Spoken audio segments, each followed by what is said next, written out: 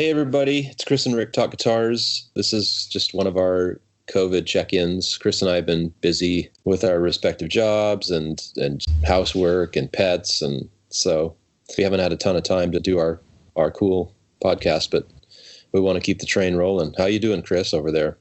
I'm doing good, thank you. Hanging in there, you know what I mean? Yeah. What's new? What have you been up to, man? Oh, let's see. You mean guitar-wise? Yeah, man.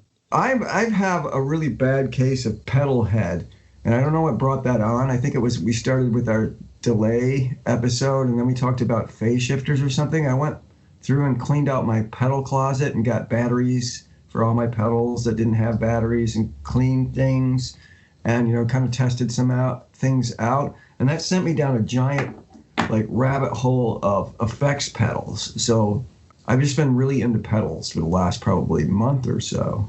That's where all my guitar focus has been, just geeking out on pedals. That's cool. I've been kind of going down that train too. Still with the phasers, I've got my eye on a couple of Mutron phasers online, watching the bids. And then just guitar books. Like I was telling you, I need to dig out my old Tony Bacon guitar book, but I ordered, a couple of books online, History of Fender and some others. I've kind of seen these books, but I kind of want to own some of them just so I can be a little more astute at with regard to the history of these brands and things like that. Most of it's through osmosis that I've learned, but and then also I've been playing the heck out of my V, dude. It's been awesome. Yeah, that's my main guitar now, and I just pick it up. I kind of did a little setup on it myself, and it kind of worked pretty well. But yeah, I'm digging it, man. Are you still digging the Paul, or I know you were playing your Strat a lot, which is totally cool. Yeah, I went through a Strat phase where I was doing some recording, some soundtracky recording stuff, and the Strat was working really well for that. So I was pretty much playing that pretty regularly, and then I was watching some Bill Frisell videos, which is always so inspiring for me. And that sent me running to my Telecaster. So I played that for a couple of weeks pretty straight. And then, I just got back to the Gibson sound again. I've been playing the Paul and also my standard a little bit. So I haven't really been glued to any one guitar, but I'm kind of just watched some more Bill Frisell videos yesterday. So I think I'm going to probably be back in Tellyville for a while again. He has such great sounds he gets out of a Telecaster. It just can't help but make me want to play the Telecaster when I listen to him. Man, he's an amazing player. Yeah, I saw him live down at Emerald City Guitars many years ago when they were doing those live shows there, and he was just mesmerizing. I love that guy's playing, and you're right that he gets really cool tones out of his guitars. Yeah, I love Bill Frisell. No, he's such a feel player. And I'm really a feel player too, but where he just eon surpasses me is his knowledge, musical knowledge. He does these great instrumentals, and he's just, he's so knowledgeable about, music theory and things like that, but he's still 100% a feel player. So he's he's got the feel, but he's also got that, that knowledge of where he's going. So it's mesmerizing. We played with him years ago. There was some benefit where there were a bunch of bands and our band was on it. And that was the one thing that just blew me away. It was the first time I'd seen him live. So great. So anytime I'm looking for, doing some instrumental type stuff, I just pull up a few of his videos and he sends me running right down that all right, get the Telecaster and get these really cool delayed tones and, play this atmospheric stuff. Love Bill Frisell. Yeah, that's so cool that you shared a bill with him, man. That's insane.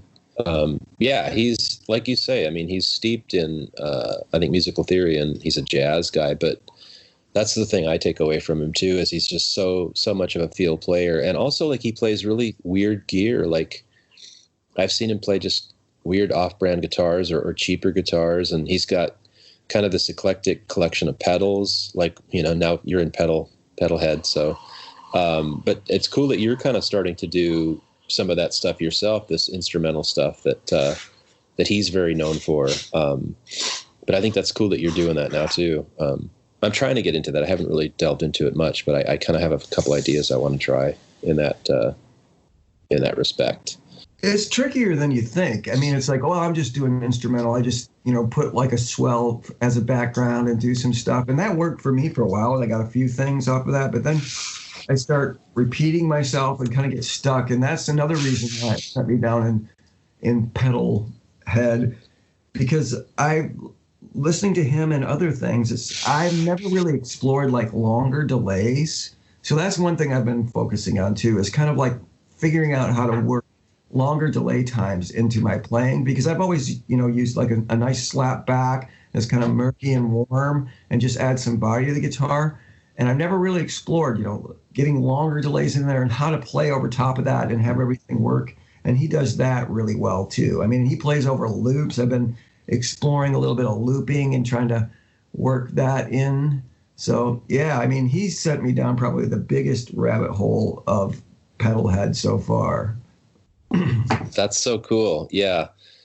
I think that's really cool. And it's cool that we kind of stumbled on this topic because, he's one of my favorite players, and it ties nicely into kind of your headspace these days with pedals and all that stuff. And same with me. I mean, I've kind of expanded my thinking in terms of pedals, and like I was saying, phasers especially. I'm still in that rabbit hole just because that small stone is so inspiring to play through. And yeah, my playing's kind of shifted a little bit because of that. So I think it's really cool that kind of influence and that kind of inspiration, because I just never really delved into it much.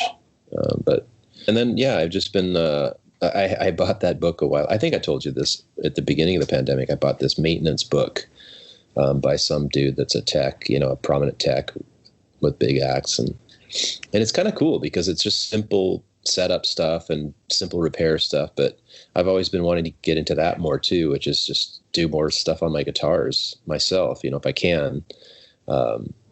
It's a little daunting, the truss rod stuff, but,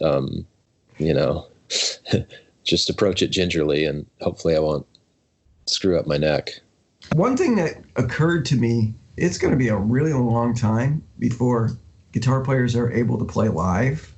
I think, especially in clubs and whatnot. So that's kind of another reason for me getting into pedal head and instrumental land is I'm going to have to be able to amuse myself on the guitar for quite a while. So I'm thinking, it'd be kind of empowering to find out how to play by yourself via loops, longer delays, whatever, so you can kind of entertain yourself and kind of get that essence of like jamming or, doing something live, because it's going to be such a long time before, guitar players are going to be able to play live.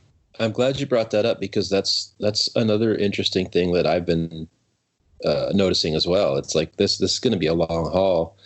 And all our musician friends or people that I know that I've met over the years, it's cool because they're putting on, they're creating these videos and putting them online, and it's really kind of cool. And another interesting thing are these, live shows that bands are putting on and just broadcasting to everybody online.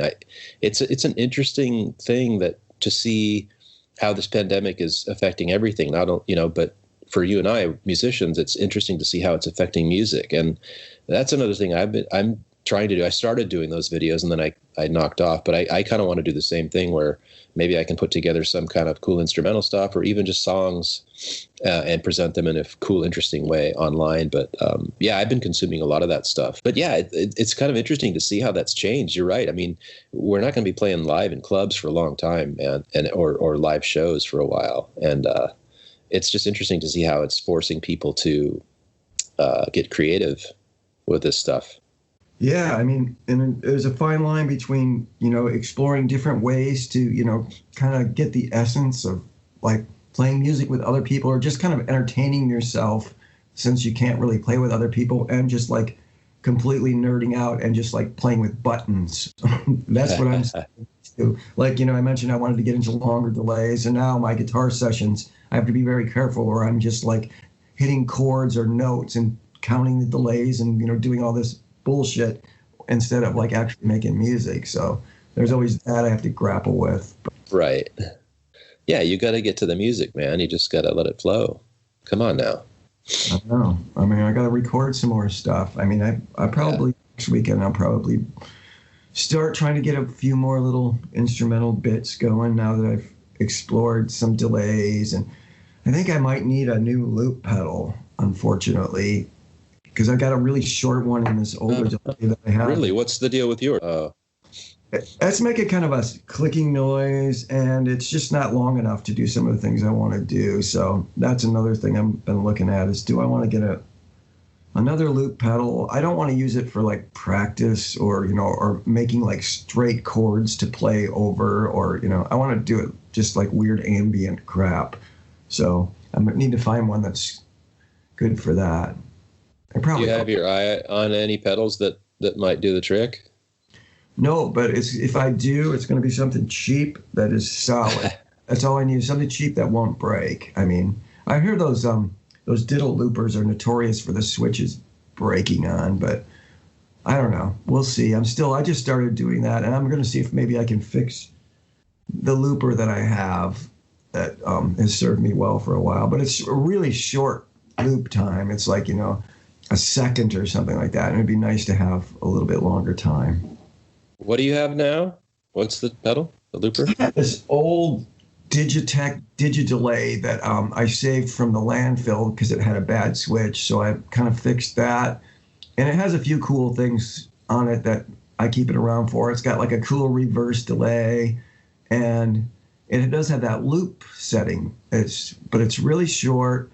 And what it started doing is when you hit the switch to record the loop, when the loop stops, there's a clicking noise that it gets. It used to do it once, every once in a while. Now it's pretty consistently doing that, so it ruins the loop. So I got to look at that. Yeah. Well, how about you? Have you ever considered getting a looper pedal or playing with a looper pedal? Yeah, I'm considering that, and I've heard the Line 6 one is cool. And so I'm going to look into that. But yeah, I've been thinking the same thing. As for a long time, I've been seeing people who've been doing that, and I've seen them do some really cool things. And so I think it'd be kind of fun to just try to do the one-man band thing, and like you're saying, maybe try to do it a little non-traditionally, or find a unique way to do it. But I think there's lots of potential there. So yeah, I've been toying with that idea too. So probably that's probably going to be one of my purchases coming up is some kind of looper pedal. Are you talking to Line 6 DL4? Is that the one you're talking about? I'm not sure about the model, but like I was saying, I was watching that dude, Tom Buchbach. I think he's got a Line 6 looper, and he can get long patches of, of backing tracks and stuff like that. So that might be the one. If that's probably the most common one. It's pretty widely used. That came out in like 99 or something, late 90s or early 2000s. But that's the one that Bill Frisell uses. Ah, cool. It's kind of very unique in the loop it has. The reason I'm not really into it so much is it's so big. It takes up like 3 pedal spaces. And that too can have some switch issues. There's a lot of people online, there's a lot of resources online for changing the switches in those. So I break, but it's hugely popular and it's fairly unique, and a lot of really good people dig that thing. And there might be a bit of a learning curve, and I forget what it is about the looping system in that is very unique. I think it kind of fades out the loop in a way that's different than a lot of loopers, but it's definitely pretty cool. That would be, if you got that would be that would occupy your time probably for the rest of the pandemic, figuring that. There's a shit ton of cool delays models on there too, I guess. Oh, okay. Oh, so there's effects in there too, as well as the looper. Yeah, if it's the one, if it's a DL4, I don't know if they make other ones, or I don't know. So you haven't seen any that have caught your eye, or are you still in the initial phases of discovery for that? Initial phases of discovery, and I just pretty much ruled out the diddle looper, which is hugely popular and is very reasonably priced, just because I don't trust those switches on there. Yeah. There's a Bosch that's relatively around the same price that has a better, more robust switch system. But, I kind of would like to have 2 switches for start and stop, but I don't know if I'm going to get that involved. Really right now, just something to create some kind of wash or swells or just something in the background that I can play over, that's longer than the one I have now. That's my criteria. Nice. Yeah. Well, I think that's a cool way to, I think it's cool that you've kind of started to get into that, the instrumental stuff. The stuff I've heard you do so far has been really cool. Oh, thanks. It's really weird because I used to take my gear up, an amp and my pedal board up to my wife's gallery when she would have openings, and I'd play for like an hour and a half straight and not even think about anything. And, you know, I could just play continuously and never run out of ideas and just keep it flowing. But as soon as you turn the recorder on and you try to do, it's like it just becomes too structured. So you're like, oh, that's something I just played. I can't, and you just start like tearing everything out. I mean, I got like 4 or 5 things so far, and I'm kind of stuck. So it's like trying to find like you mentioned, is finding that creative angle that kind of gets you inspired and kind of chasing that and finding a way to do it. And, you know, if you can find the right creative angle and it kicks up that little spark, you'll get like 4 or 5 things before that one hits a brick wall again. So I'm looking for the next little spark to get some more shit, hopefully. That's awesome. Yeah, that's the thing I was noticing when I was doing my little diddly recordings is once that it's so strange. Like, yeah, you can play for hours and it seems kind of cool and you don't exhaust your ideas. But once that record button is pressed, it's like you feel pressure to like come up with this genius shit all at once. So I got to get over that. I got to get over the red light, you know, whatever they call it, the red light fever or whatever. And just, you know, yes, it's recording. Maybe the thing to do too is just to say, screw it. I'm going to record for, you know, an hour or whatever, just a long period of time. And then something will come, I guess. Yeah. It's like that. As soon as it becomes structured, if you're just going for like some sort of improvisational thing, as soon as it becomes structured, you start thinking A to B with something, you know, in the middle, and you just run out of gas and you just start overthinking. So that's a good idea to just, you know, recording, digital recording is cheap, so you can let it run for an hour and then go back and, you know, edit things out and make something compelling. But yeah, I mean, the same way. As soon as I start recording, I start thinking, well, here I'm going here I'm going there. It's like, you just got to let it flow, man. Yeah, amen. Because I get into that headspace too, thinking too much about it. Just, that's the thing. You got to forget that the recorder's on and just play. Yeah. But I get into that headspace, which sucks. But, well, cool, man. What else are you doing? Anything else? Any guitar purchases? Or are you coveting any pieces of gear other than pedals? Not really. I did get a delay. When I mentioned I was looking for longer delays, so I picked up one of those crazy Boss RC20 like Space Echo emulators, and it's pretty cool. I mean, I think we talked in our delay episode that I used to have Roland 201 Space Echo. I had it on loan from a friend for, you know, probably 6-8 months, maybe even longer. So I got to know it quite well. And, you know, when my mind started thinking about longer delays, I was thinking about that thing, even though it didn't have super long delays, but just the sound of that thing. So I kind of was like, I'd love to have one of those again because it was so cool sounding. So I started looking around at like tape emulator. Well, first of all, I looked at, you know, what is a Space Echo going for in 2020? And it's going for exactly too much money that I could afford to spend tape echo. So I started looking at alternates that would get you in the ballpark. And there was some good ones out there, but this one, for some reason, I think struck me as I'm going to give this a whirl because I trust Boss, and, you know, everybody seemed to like it, and the clip sounded good. And when I got it, it kind of surpassed my expectations for, you know, I expected it to sound cool, and, you know, but I didn't expect it to nail the 201, and it doesn't, for me anyway. There's something about tape that when you hear a guitar on tape, it's just, you can't match that. There's just something about the fidelity, the warmth, and everything that comes off of like tape, especially 1/4-inch tape or larger, that you just, I mean, you can't. But the thing I like about the RE20 is it's like having like 3 or 4 vintage, you know, analog delays in one little box with really easy controls that are very analog feeling. So it has a lot of great sounds in it. I just don't think that it just doesn't have the fundamental sound of the Space Echo as I remember it. But it's super cool. And as I say, it surpassed my expectations. I expected to be a solid, you know, delay that would be maybe like a warm digital delay, and it's that, but it's a lot more. I mean, it's got a really crappy reverb that sounds great if you mix it with the right kind of delay. It kind of evokes, I don't know if you've ever played with those old, really cheesy tape cartridge echoes of like the 70s, like the Univox EC100. They're just like tape echoes, but they're in a little cheap cartridge, and they're really funky sounding. It kind of nails that a little bit. And I've also have experience with like the Green MXR, like AC powered delay of the 70s. It's got a lot of that kind of vibe to it. Just really cool, long-ish, delays that are really warm sounding. So I like it. It was That's cool. Smart purchase, I think. I love it that it kind of exceeded your expectations. I mean, like you're saying, it didn't nail a certain thing, but it satisfies in many other ways. And that's what I look for too. It's like, I mean, many years ago I had a synthesizer that, wow. It had strings, right? But they didn't sound like strings, but it sounded cool enough. You knew it wasn't strings, but it sounded cool enough that it was usable. That's what I like, especially with synthesizers, man.